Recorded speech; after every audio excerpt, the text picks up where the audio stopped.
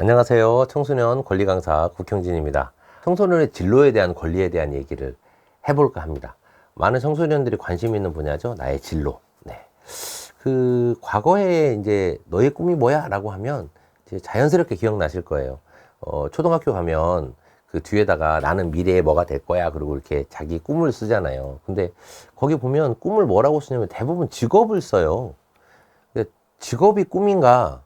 사실 어렸을 때부터 직업이 꿈인 걸로 나도 모르게 학습이 돼 있어서 자꾸 중학교, 고등학교 가면 이제 직업을 꿈으로 얘기하는 친구들이 많아요. 근데 저는 좀 생각이 다릅니다. 직업은 살아가면서 수단일 뿐 직업이 여러분들의 정체성은 아니라는 생각이 들어요. 왜 그럴까요? 우리가 24시간을 살아갑니다. 근로를 위한 시간은 8시간이고요. 나머지 16시간은 근로 외 4시간입니다.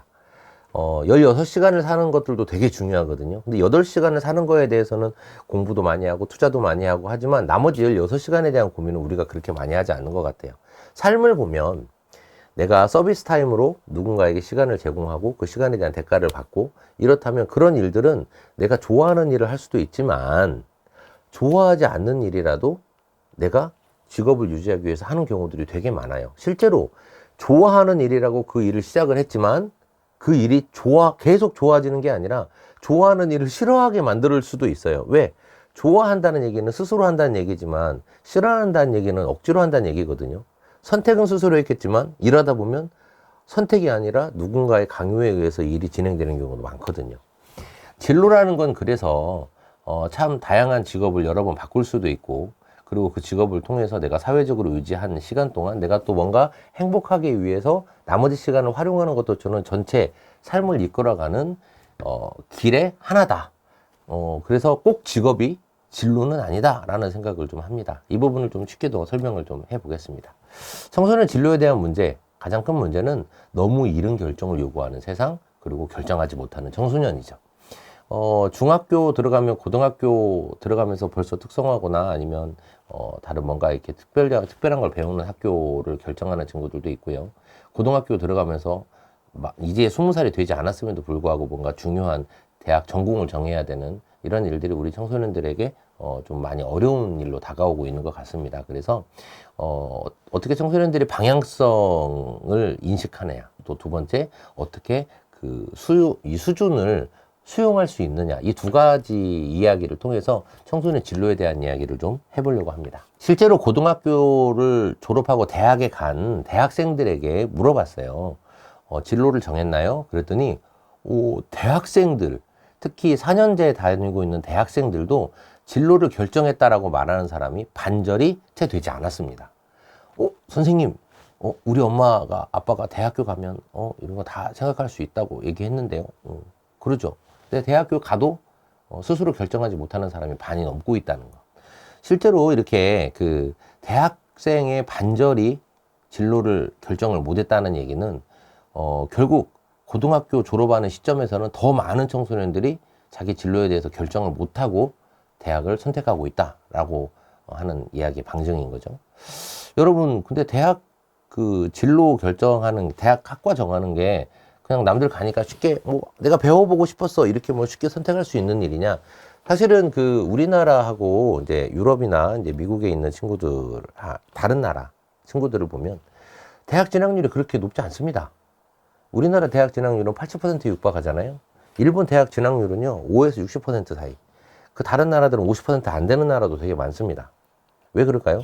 우리나라 사람들하고 그 나라 사람들이 대학을 보는 인식이 다르기 때문이에요. 우리나라는 대학을 왜 가요?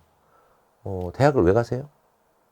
네, 대학을 다 갔으니까 당연히 가는 걸로 알고 가는 사람들이 너무 많아요.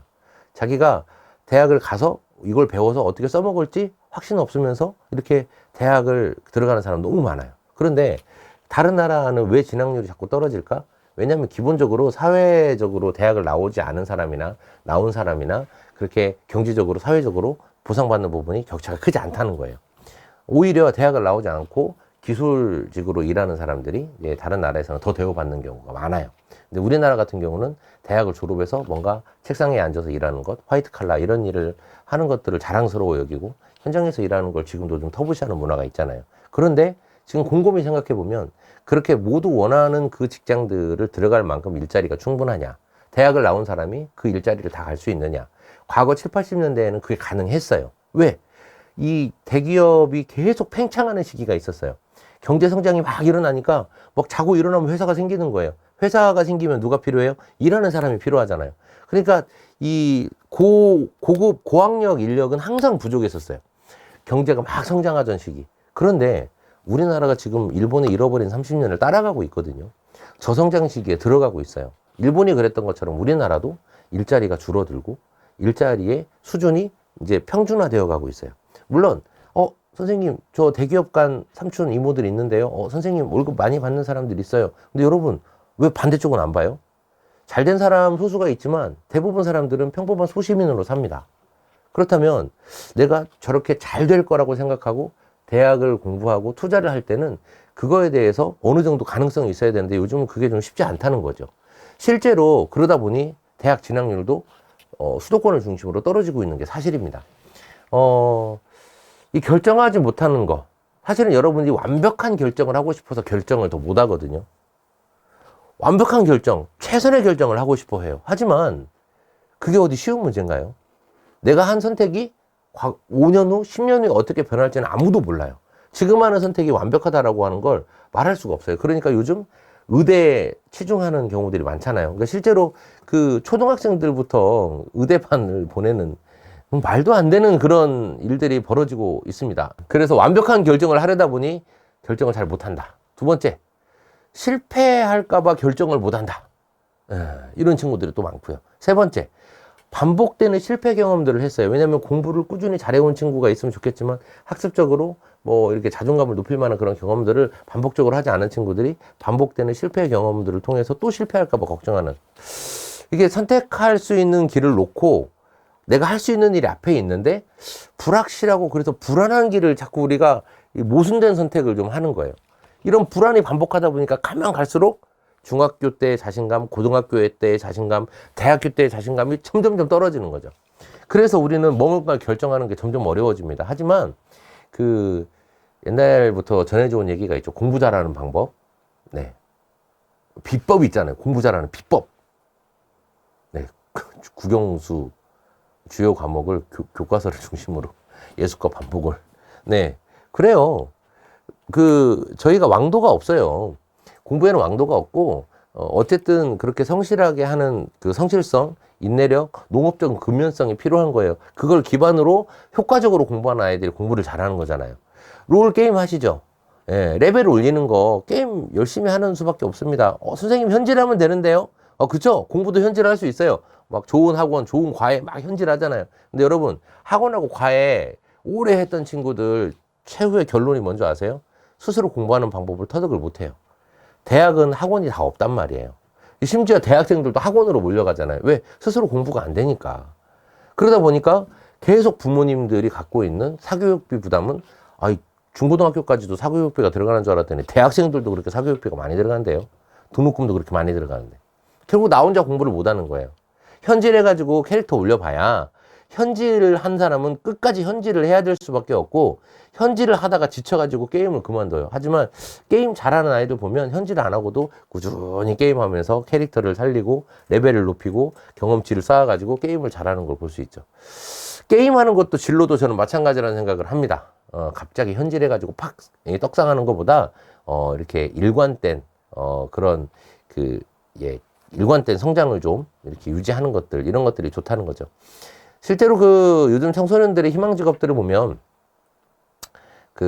되게 오래된 인기 직업들이 있습니다. 교사, 간호사, 군인, IT 기업, 경찰, 공무원, 의사, 아주 그냥 전통적으로 항상 있는 인기 직업들이에요.